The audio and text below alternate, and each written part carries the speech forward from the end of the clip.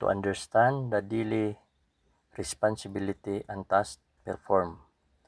As a dairy farm worker, you should be always maintain the biosecurity before entering the farm to maintain herd health,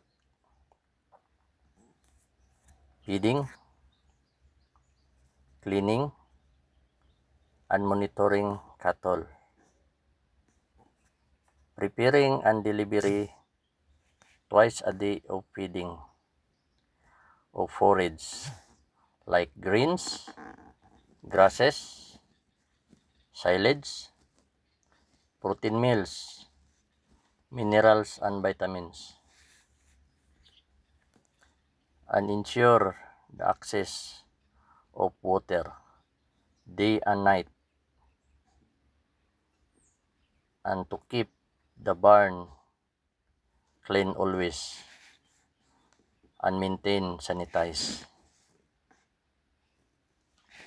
I'm Michael Malbasias, a dairy farm worker at UHDFI Philippines.